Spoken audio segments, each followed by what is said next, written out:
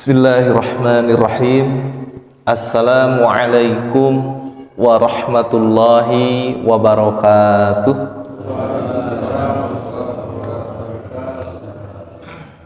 Alhamdulillahi ala ihsanih wa syukru lahu ala taufiqihi wa amtinanih. Wa ashhadu an la ilaha illallah wahdahu la syarikalah wa ashhadu anna Muhammadan abduhu wa rasuluhu da'i ila ridwanih. Allahumma salli ala abdika wa rasulika sayyidina wa maulana Muhammad sallallahu alaihi wasallam wa ala alihi wa ashabihi wa ikhwanihi wa salim tasliman katsiran, amma ba'd.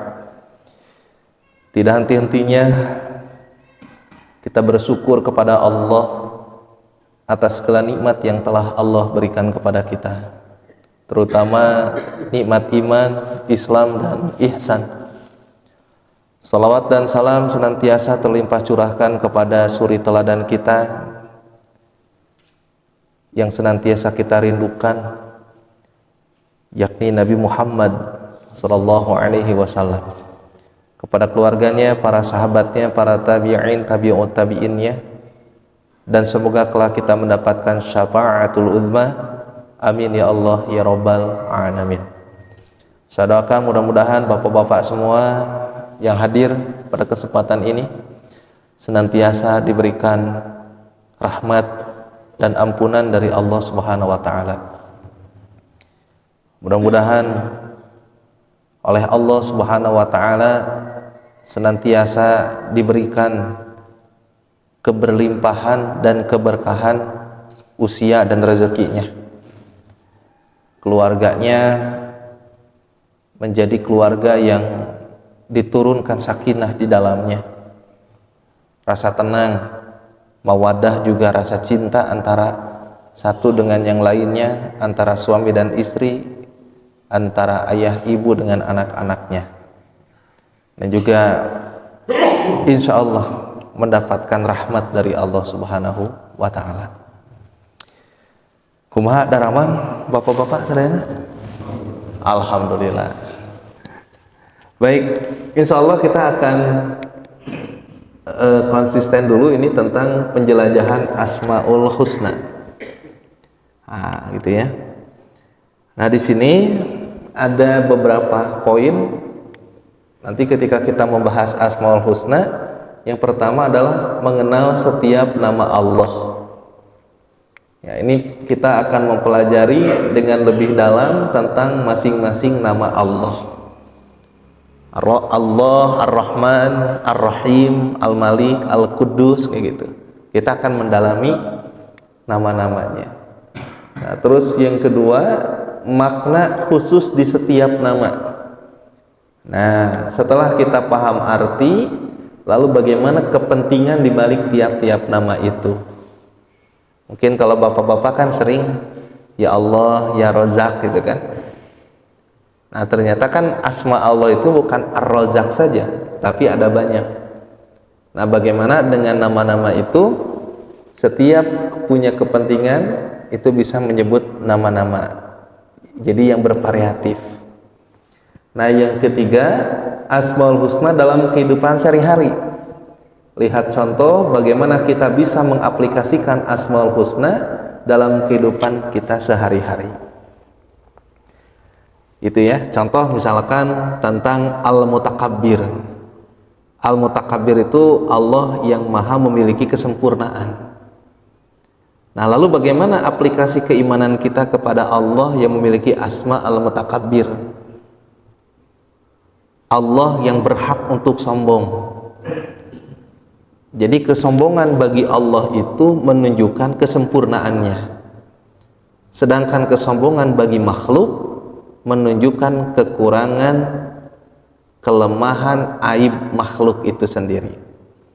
Nah, orang yang memiliki akhlak Al-Mutakabbir, beriman kepada Allah atas asma Al-Mutakabbir, dia akan semakin tahu diri. Dia akan merendahkan diri di hadapan Allah serendah-rendahnya, karena yang patut untuk sombong itu hanya Allah, bukan dirinya. Nah, seperti itu. Jadi kita akan kaji yang Asmaul Husna itu. Insya Allah ini mungkin saat tadinya kita akan mengkaji ini. Ya. Nah, sekedar prolog, Asmaul Husna artinya nama-nama Allah yang paling baik, paling luas dan paling dalam pengertiannya. Memahami dan merenungkan yang merupakan perjalanan spiritual yang mendekatkan diri kepada Allah.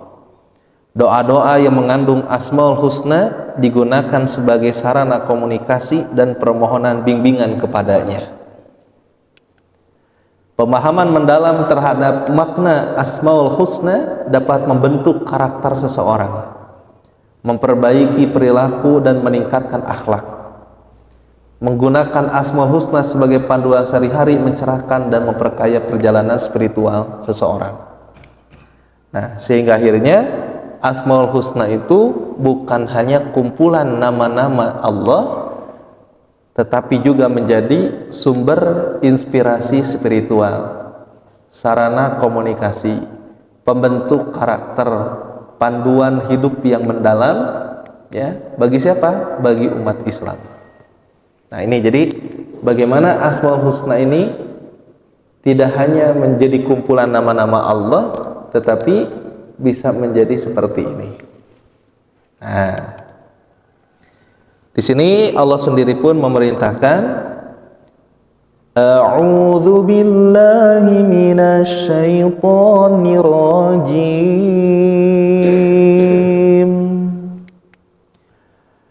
Walillahil asmaul husna fad'uuhu biha. وَذَرُوا الَّذِينَ يُلْحِدُونَ فِي أَسْمَائِهِ سَيُجْزَوْنَ مَا كَانُوا يَعْمَلُونَ. Nah, di sini dan Allah memiliki Asmaul Husna, nama-nama yang terbaik. Fad'uuhu biha, maka bermohonlah kepadanya dengan menyebutnya Asmaul Husna. Wadarul ladzina yulhiduna fi asma'i, dan tinggalkanlah orang-orang yang menyalahartikan nama-namanya. Sayujzauna ma kanu ya'malun, mereka kelak akan mendapat balasan terhadap apa yang telah mereka kerjakan. Nah, berarti di sini ada beberapa perintah di sini. Nah, perintah yang pertama, Allah memerintahkan hamba-hambanya untuk menyebutkan nama-nama yang paling baik di dalam berdoa dan berzikir. Karena dengan berdoa dan berzikir itu mereka selalu ingat kepada Allah dan iman mereka bertambah hidup dan subur dalam jiwa mereka. Jadi pada'uhu biha, maka bermohonlah kepada Allah dengan Asmaul Husna itu. Itu satu. Nah, terus yang kedua, kita pun diperintahkan untuk meninggalkan orang-orang yang menyalahartikan nama-nama Allah. Apa saja yang menyalahartikan nama-nama Allah itu? Satu, memberikan nama kepada Allah dengan nama yang tidak terdapat dalam Al-Quran dan As-Sunnah. Jadi semua ulama sepakat bahwa nama dan sifat Allah harus didasarkan atas penjelasan Al-Quran dan hadis Rasul. Misal kita menamakan Allah dengan Al-Arif, kenal, nggak boleh. Atau Al-Fahim, paham, nggak boleh. Atau mengatakan kepada Allah ya Syekh, nggak boleh. Bosku, bodyguardku. Nah, Allah tidak menyebutkan asma, Allah menyebutkan Syekh, guru, tidak. Nah, itu tidak boleh. Jadi kita harus memberi nama untuk zat Allah itu sesuai dengan apa yang Dia tetapkan untuknya, apa yang telah Dia kasih untuk kita nama-namanya. Begitu ya. Nah, ini tidak boleh. Nah, terus lagi ada kelompok Jahmiyah atau sebagian Mu'tazilah yang menolak Asmaul Husna, karena nama bagi Allah itu ya Allah sendiri gitu. Jadi menolak yang lain. Ini ada sekelompok namanya Jahmiyah dan sebagian dari Mu'tazilah. Jadi Allah itu ya Allah sendiri namanya, jadi nggak ada yang lain. Atau ada juga yang dia tidak menerima bahwa Allah itu memiliki perhitungan, maha adil, yaitu Allah akan mengazab orang-orang yang ketika di dunianya itu munafik. Masa Allah begitu? Ada faham yang seperti itu. Masa sih Allah mengazab gitu? Masa Allah menghinakan? Jadi seolah-olah dia menentang Allah seperti itu. Padahal jelas Allah itu di dalam firman-Nya ancaman kepada orang munafik itu apa? Walahum adzabun alimum bima kanu yakdzibun. Azab yang pedih gitu. Nah dia nggak mau gitu. Masa Allah begitu? Allah mah baik nih gitu.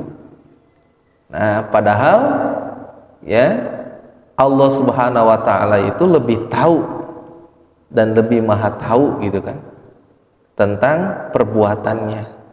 Jadi mereka yang menolak ini memandang diri mereka seolah-olah lebih mengetahui dari Allah dan Rasulnya mana yang layak dan mana yang tidak layak bagi Allah. Suatu ketika saya nge-share Asmaul Husna yang Al-Mutakabbir dengan penjelasan tadi, kesombongan bagi Allah itu menunjukkan kesempurnaannya. Ada yang nge-WA, masa Allah sombong nah gitu ya, masa Allah sombong gitu kan. Ya, padahal penjelasannya yang berhak untuk sombong itu hanya Allah. Kenapa Allah berhak untuk sombong? Karena Al-Malik, Allah itu raja. Raja Allah itu. Ada di kita yang memiliki kerajaan langit dan bumi selain Allah? Tidak ada. Lalu apa yang disombongkan? Dan Allah itu tidak senang dengan orang yang sombong. Rumusnya, setiap kesombongan pasti akan didatangkan kepadanya satu kehancuran. Namrud sombong, didatangkan kepadanya Nabi Ibrahim yang menghancurkan kesombongan. Fir'aun sombong, didatangkan kepadanya Nabi Musa. Abu Jahal, Abu Lahab sombong, didatangkan Nabi Muhammad. Karena gak boleh ada yang sombong. Yang berhak sombong itu hanya Allah. Yang lain gak boleh. Yang lain harus merendahkan diri di hadapan Allah. Karena gak miliki sesuatu, apa yang bisa disombongkan? Dalam salah satu hikayat, bumi itu diciptakan terhampar luas, indah dipandang. Maka muncul kesombongan dalam diri si bumi. Rumusnya, setiap kesombongan pasti akan didatangkan kepadanya yang menghancurkannya. Lalu diciptakanlah gunung, didatangkan gunung kepada bumi itu di atasnya. Maka dengan gunung itu, si bumi yang tadinya sombong menjadi rendah, gitu ya. Ketika si bumi sombong, maka didatangkan kepadanya gunung. Nah, ibaratnya perempuan yang sudah mempercantik diri dengan skincare dan lain sebagainya, tiba-tiba muncul jerawat. Nya di dia apa? Bagaimana perasaannya? Langsung kabebetnya begitu. Dan ketika si gunung dapat mengalahkan kesombongan si bumi, si gunung pun sombong. Dia merasa paling hebat. Maka Allah datangkan kepada gunung besi. Dengan besi itu, gunung yang begitu besar, kokoh. Bumi yang tadi gunung yang tadinya besar, kokoh, kuat, diutus besi, maka bisa terbelah. Lingkar nagreg, lingkar leles. Gunung teh sanes. Ku beko kan besi. Si besi sombong karena dia dapat mengalahkan gunung. Maka didatangkan kepada si besi api. Ya, dengan api gimana? Besi yang tadinya kuat dikasih api dengan suhu yang telah ditetapkan, maka seketika meleleh. Si api sombong karena dapat mengalahkan besi, maka didatangkan kepada si api itu air. Dengan air maka padamlah si api itu. Oh, si air pun jadi sombong. Ira tungtung nah itu nu sombong tehnya. Kan di setiap generasi ada. Maka si air sombong, didatangkan kepadanya apa? Angin. Kita lihat bagaimana lautan, air terombang-ambing oleh angin, Pak. Air itu. Gitu kan. Avatar Eng. Mungkin yang tahu Avatar ya. Si angin sombong. Sombong lagi si angin itu. Karena dia dapat menaklukkan air, maka didatangkan kepada si angin itu manusia. Manusia mah bisa ngatur angin. Hareudang asena urungkeun diatur angin. Eleh. Tariris pareuman geus si angin teh. Terus angin nyerbu bikin rumah yang kuat, pondasi lain sebagainya. Kalau masuk angin minum redangin kan gitu. Kan seperti itu. Eleh tuh si angin tuh. Ternyata si angin pun sombong karena dia dapat menaklukkan, si manusia pun sombong karena dapat menaklukkan angin. Sombong manusia itu. Maka didatangkan kepada manusia berupa apa? Naum. Apa itu naum? Bobo. Sepintar apapun orang, ketika bobo tidak bisa menjawab pertanyaan yang mudah. 1 tambah 1, 2 tambah 2, mal bisa menjawab. Maka ketika manusia sombong, ini mah hikayatnya, maka didatangkan kepadanya naum, bobo. Ternyata si naum pun sombong karena dia dapat mengalahkan manusia. Maka didatangkan kepada naum itu marid atau sakim. Apa itu? Sakit. Sakit. Sok bapak kalau dikasih sakit. Pak Ade ya, beberapa minggu sakit Pak Ade lambungnya. Sulit tidur Pak Ade.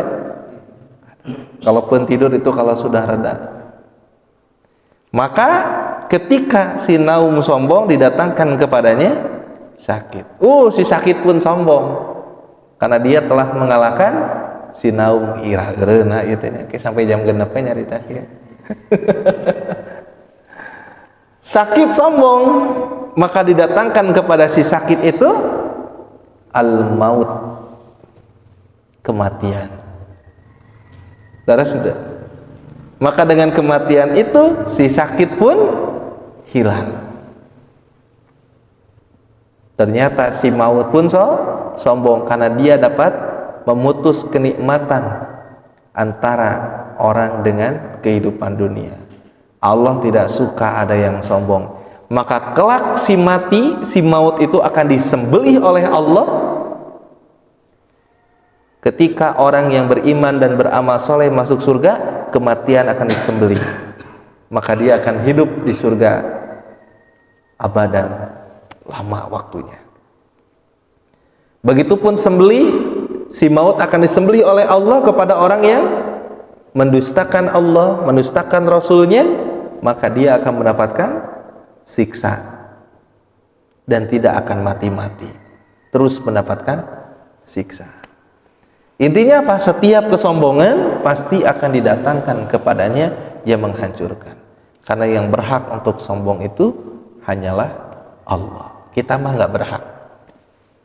Nah, nanti lalu aplikasi dari kita beriman kepada Al-Mutakabir apa? Semakin merendahkan diri di hadapannya, gitu. Nah, ada yang tidak menerima, Pak. Masa Allah begitu, masa Allah begitu, padahal Allah sendiri yang menyatakannya. Ada paham seperti itu. Nah, itu jangan diikuti. Terus ada menamakan sesuatu selain Allah dengan nama yang hanya layak bagi Allah. Contoh, menamakan orang dengan Allah.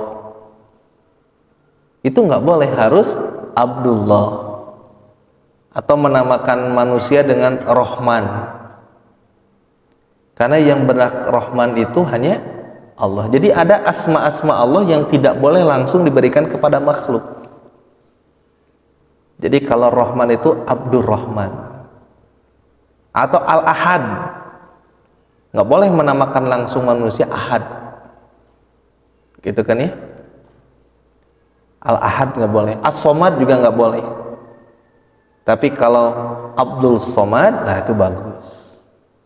Ya, makanya ada Ustadz Abdul Somad, itu bagus.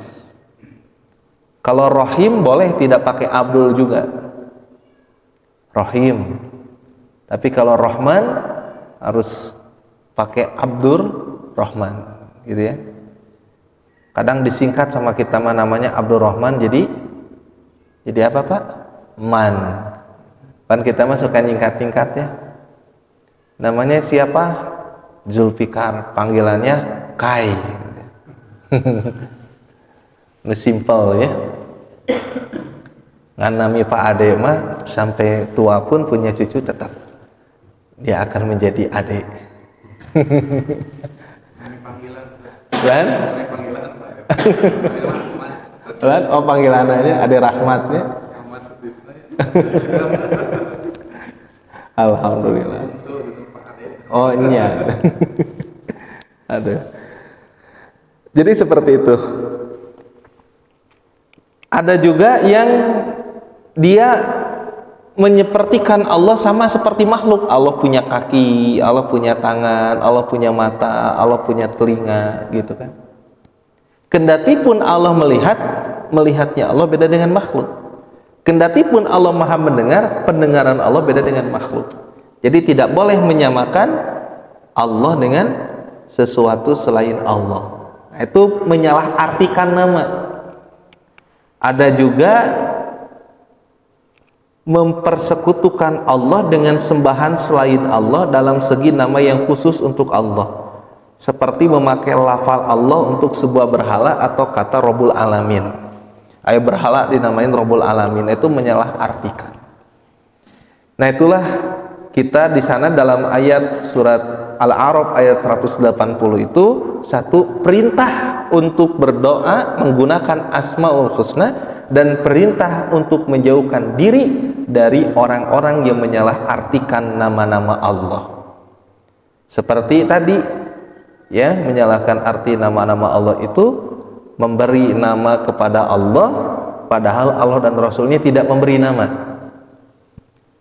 atau tidak percaya dengan Asmaul Husna, menafikan yang lain, itu juga nggak boleh. Menafikan yang nama-nama Allah yang lain nggak boleh. Menyamakan Allah dengan makhluk, punya ini, punya ini, punya ini, itu pun tidak boleh. Atau menamakan sesembahan dengan nama Allah, dengan nama sifatnya Allah, Rabbul Alamin, itu juga tidak boleh. Itu menyalahartikan. Maka hindarilah orang yang seperti itu.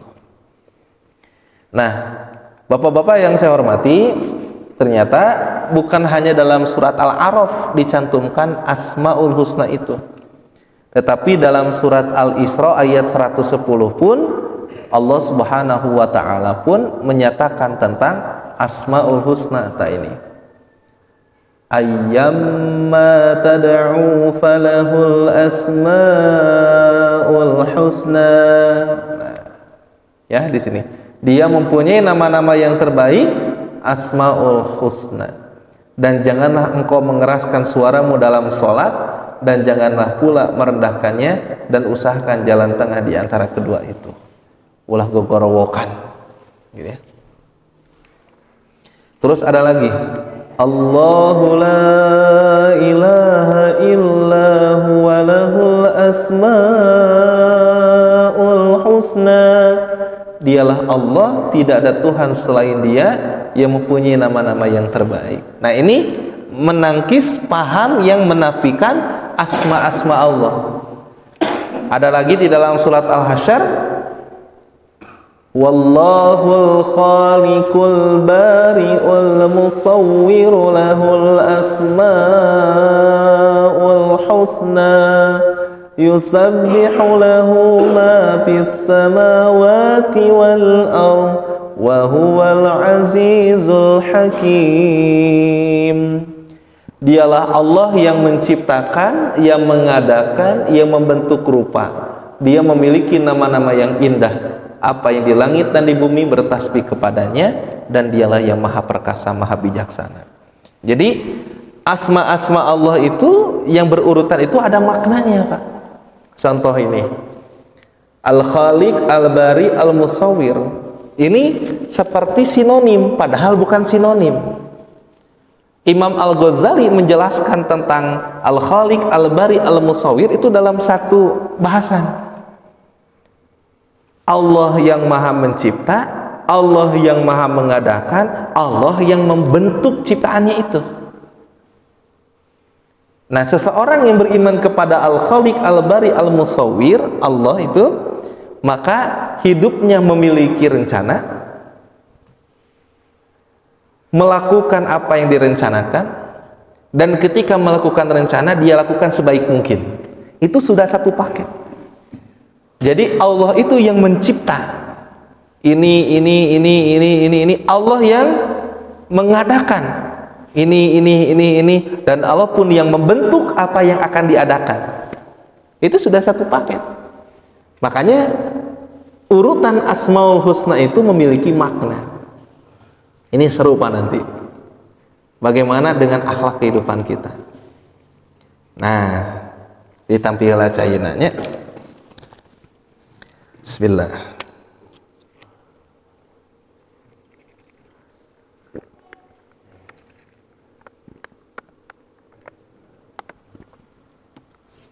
Nah, bapak-bapak yang saya hormati, ma'rifatullah atau mengenal Allah di dalam kehidupan ini adalah suatu impian bagi orang yang mempunyai akal sehat. Karena kenapa? Ini Pak dalilnya. Wa ma khalaqtul jinna wal insa illa liya'budun. Aku tidak menciptakan jin dan manusia melainkan agar mereka beribadah kepadaku. Ya.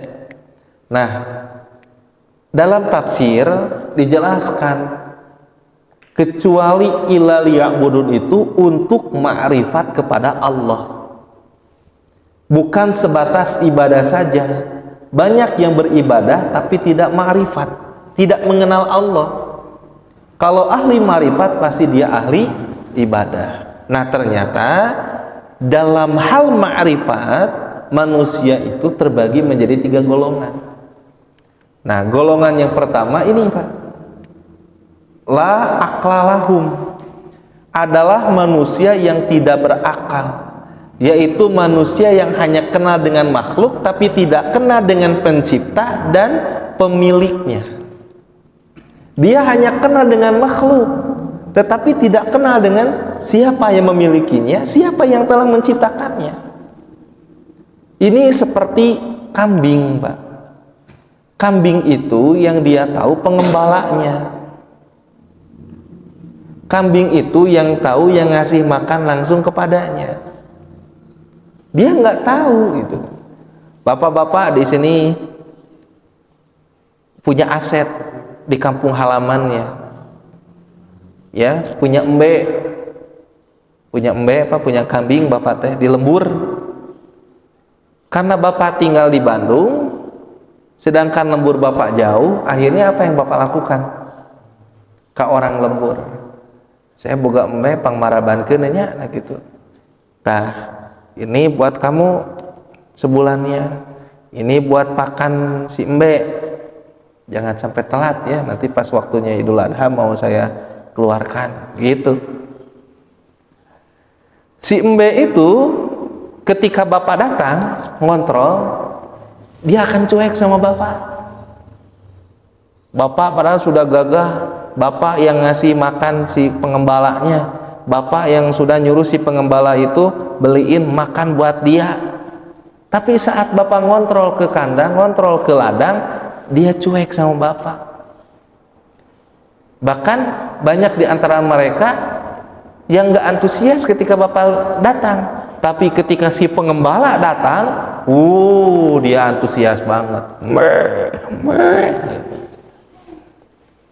Nah itulah la'aq lalahum. Dia hanya mengenal makhluk tapi tidak mengenal pencipta dan pemiliknya. Gitu ya. Padahal yang dia makan, pakannya dibelikan sama si pengembala, uangnya dari bapak. Gitu Nah ini la'aq lalahum. Dia hanya kena dengan makhluk tapi tidak kena dengan pemilik dan penciptanya. Itulah contoh manusia yang hanya mengenal makhluk, tidak mengenal pemilik dan pencipta makhluk itu.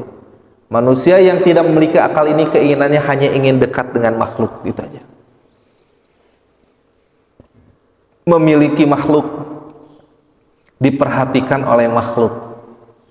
Jika mereka beribadah tujuannya hanya untuk makhluk, mereka dikategorikan sebagai manusia yang lebih hina daripada binatang. Kal an'am balhum adol, seperti binatang ternak, bahkan lebih sesat daripada binatang ternak. Nah itulah la'aq lalahum, orang yang tidak berakal. Bisa terbayang Pak? Ini dalam hal ma'rifatullah. Ada golongan la'aq lalahum, dia nggak kenal dengan Tuhannya, dia nggak kenal dengan Allah yang sudah menciptakannya, dia tidak kenal dengan Allah yang sudah memilikinya, dia nggak kenal. Yang dia kenal, yang ingin dia dekat, yang ingin dia perhatiin adalah bosnya, dunungana, terpedulilah. Allahu Akbar. Cek si bos, pang itu kan siap bos, kan adan mah. Nah ini bahaya la'aq lalahum. Ada yang kedua disebut lahum aklun sakim, memiliki akal tetapi tidak sehat Pak. Jadi kelompok ini ingin mendapatkan perlindungan dari Allah, ingin meraih nikmatnya Allah, ya, kenikmatan dari Allah, dan berharap untuk masuk surga, namun tidak memiliki hasrat untuk mengenal Allah. Kelompok ini ketika beribadah tujuannya hanya agar rezekinya dimudahkan, terhindar dari bala, masuk surga, dan hal-hal lain yang berhubungan dengan makhluk. Gitu hasrat untuk mengenal lebih dekat, lebih taat kepada Allah itu nggak ada gitu. Nah kalaupun kelompok ini nanti masuk surga, kelompok ini tidak akan bertemu dengan Allah kalaupun masuk surga. Nah jadi ada orang itu sholat duha, sholat tahajud itu karena untuk kehidupan dunia. Hasrat untuk lebih dekat dengan Tuhannya itu tidak ada. Cita-cita masuk surga, tapi saat sholat dia nggak mau lebih kenal dengan siapa yang sedang disembahnya itu. Nah ini la'aq lalahum, lahum aklun salim, orang yang akalnya sakit.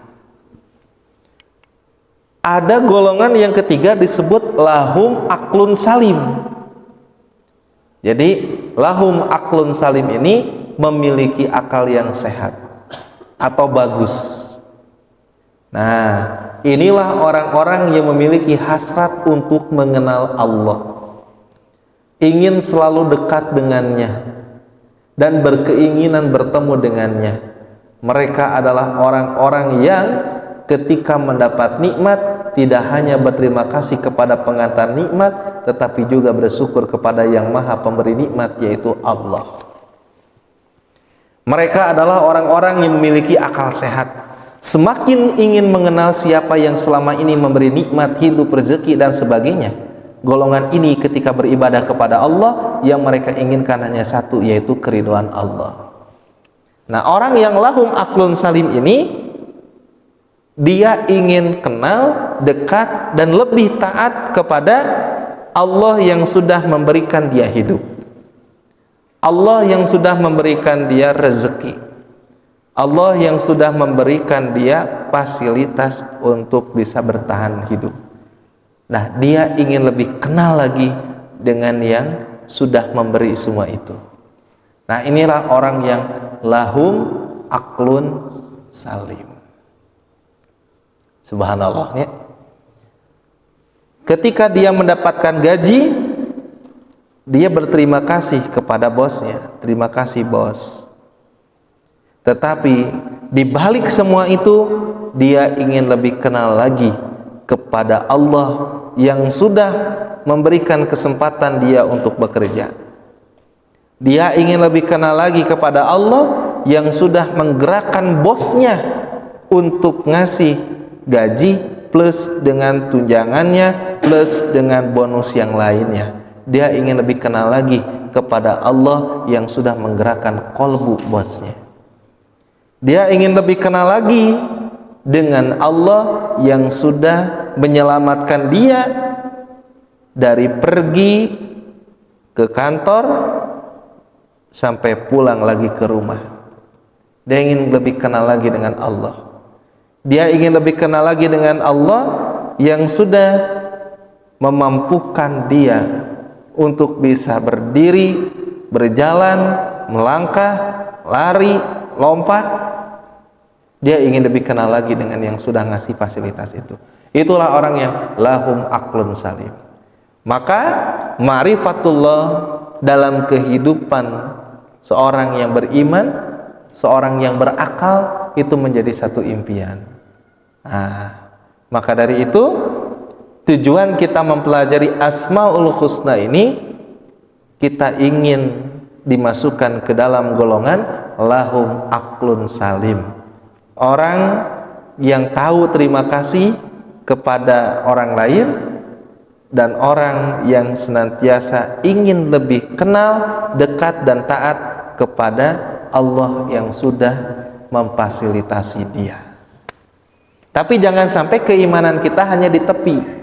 Ketika Allah memberikan kenikmatan berupa keinginan yang kita harapkan, kita mengatakan benar ya teh. Kumarifatullah mah jadi kajarawab sadayana. Tapi ketika Allah uji dengan berupa sesuatu hal yang tidak diinginkan, geuning kieu nya kenal jeung Allah teh asara ripuh. Nah, itulah orang yang beriman di tepian. Orang yang beriman hanya di tepian. Bapak-bapak milih mana? Miskin tapi sabar atau kaya tapi syukur? Miskin tapi sabar, kaya atau syukur? Kaya tapi syukur. Ini pertanyaan yang berat ya. Nanti bapak-bapak akan paham.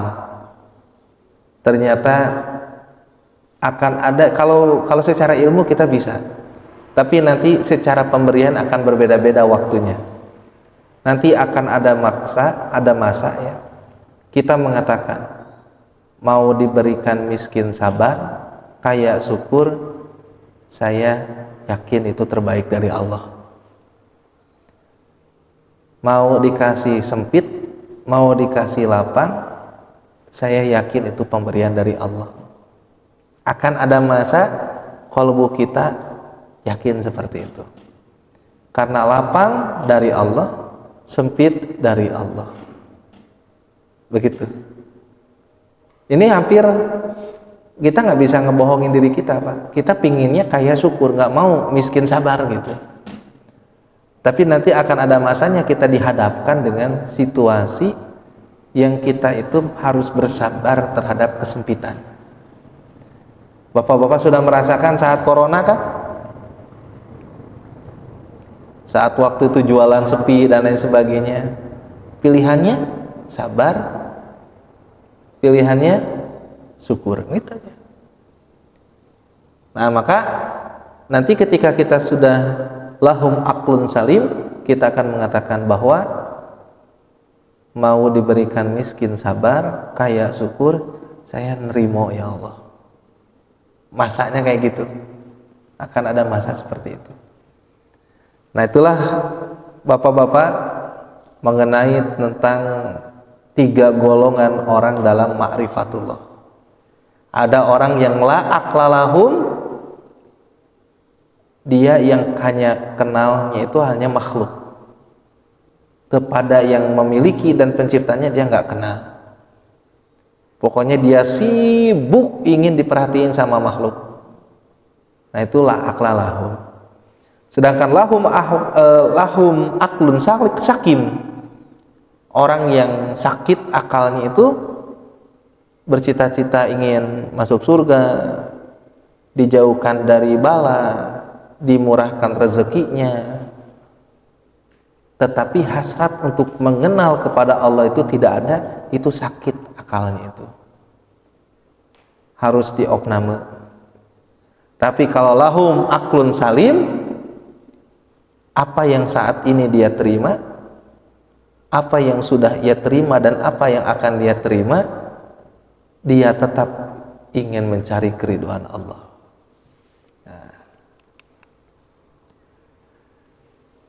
Wa minan nasi man yasri nafsahu ibtigha'a mardatillah wallahu ra'ufun bil ibad. Dan di antara manusia ada orang yang mengorbankan dirinya untuk mencari keridhaan Allah, dan Allah Maha Penyantun kepada hamba-hambanya. Nah, itulah bapak-bapak mengenai tentang tujuan nanti kita mempelajari Asmaul Husna. Karena kita ingin menjadikan Asmaul Husna ini sebagai sarana komunikasi kita dengan Allah. Ingin dengan Asmaul Husna ini kita bisa lebih dekat lagi kepada Allah. Ingin dengan mempelajari Asmaul Husna ini kita bisa apa? Bisa merubah akhlak kita. Dan terakhir ada satu hadis kenapa kita belajar Asmaul Husna. Inna lillahi, bukan wa inna ilaihi rajiun ya, itu mah doa saat terkena musibah. Kalau ini hadis tis'atan wa tis'ina isman, sesungguhnya Allah itu mempunyai 99 nama, mi'atan illa wahidan, yaitu 100 kurang 1. Man ahsaha dakhalal jannah, barang siapa yang menghafalnya niscaya ia masuk surga. Nah, ini butuh penjelasan. Kalau Bapak ingin mengetahui ayat dengan baik dan benar, itu menggunakan tafsir. Tapi kalau hadis, Bapak ingin mengetahui, memahami maknanya yang sebenarnya, itu dari syarah. Jadi kalau Al-Quran tafsir, kalau hadis syarah, penjelasannya apa. Nah, ini ada catatan. Jumlah 99 itu tidaklah berarti batas jumlah, ingat, bukan batas jumlah. Sesungguhnya nama Allah itu tidaklah terbatas. Dalam Al-Quran nama Allah lebih dari jumlah angka tersebut. Nama-nama itu merupakan sifat dari zat Allah yang Maha Esa, bukan zat Tuhan yang dikira orang musyrikin. Jadi ada banyak. Jadi jangan dibatasi 99. Kenapa 99? Ini yang sebagai apa ya? Pokoknya jangan sampai dibatasi, ya. Nah, ada derajat hafal Asmaul Husna ini, ada orang yang hafal dari zat Allah sampai kepada sifatnya Allah As-Sabur. Ada juga yang menghafal Asmaul Husna itu cek-celok. Apalnya teh Ar-Razzaq Unggul misalkan. Atau misalkan Al-Ghani misalkan, Al-Mughni. Tapi yang lainnya nggak hafal. Nah, ada juga yang hafal tetapi tidak berurutan. Nah, kita pingin dari awal sampai akhir hafal, mengerti maknanya, terbentuk kepercayaan, dan mengamalkan kandungannya. Itu yang kita inginkan. Nah, dalam kitab Al-Azkar disebutkan maksud dari dapat menghafalnya ialah mengerti maknanya, mempercayainya, dan mengamalkan kandungannya. Demikian kuat dasar dan hikmah membaca dan mengamalkan Asmaul Husna ini untuk menjadi sumber inspirasi, motivasi akidah dan syariah pada jamaah masjid-masjid di lingkungan umat Islam. Mengenal nama-nama Allah yang indah akan membimbing kita untuk mengenal sifat-sifatnya yang mulia. Sebab nama-nama tersebut mencerminkan sifatnya. Dan mengenal sifat-sifat Allah yang mulia tersebut akan membawa kita kepada ma'rifat zatnya yang maha mulia. Karena sifat-sifat tersebut mencerminkan hakikat zatnya. Mengenal Allah dalam kehidupan ini merupakan impian bagi mereka yang memiliki akal yang sehat dan selamat. Inilah sebagai prolog insyaallah kajian Asmaul Husna. Sabulan sakali mah rada lumayan lamanya. Mangga eta mah. Apakah mau seminggu sekali target untuk Asmaul Husna? Tapi memang tidak subuh gitu ya. Tidak subuh. Nah, itulah Bapak-bapak, sekitar 51 menit saya berbicara tentang prolog Asmaul Husna ya. Jadi saya simpulkan berdasarkan dari hadis, dari Al-Qur'an, dari hadis, penting kiranya kita untuk menghafal, memahami maknanya, mempercayainya, dan mengamalkan kandungan Asmaul Husna. Kenapa? Karena kita ingin menjadi golongan yang lahum aklun salim, orang yang memiliki akal yang sehat, akal yang bagus. Kita ingin lebih kenal, dekat, dan taat kepada Allah yang sudah memberikan rahman-Nya kepada kita semua, yang sudah memberikan fasilitas kepada kita semua. Kita ingin lebih dekat lagi dengan Dia. Dan dengan kita mempelajari Asmaul Husna, kita pun ingin sikap, karakter, akhlak itu terbimbing, sehingga akhirnya kita diwafatkan dalam kondisi yang dicintai dan diridhoi oleh Allah. Allah ridho kepada kita, kita pun ridho kepada Allah Subhanahu wa ta'ala. Demikian yang bisa disampaikan pada kesempatan yang berbahagia ini. Saya ucapkan terima kasih banyak atas segala perhatiannya, dan mohon maaf jika ada kata atau sikap yang kurang berkenan. Sampai jumpa di kemudian hari. Wallahu a'lam bissawab. Astaghfirullahaladzim. Astaghfirullahaladzim. Astaghfirullahaladzim. Subhanakallahumma wa bihamdika asyhadu an la ilaha illa anta astaghfiruka wa atubu ilaik. Walhamdulillahi rabbil alamin. Akhirul kalam. Assalamualaikum warahmatullahi wabarakatuh.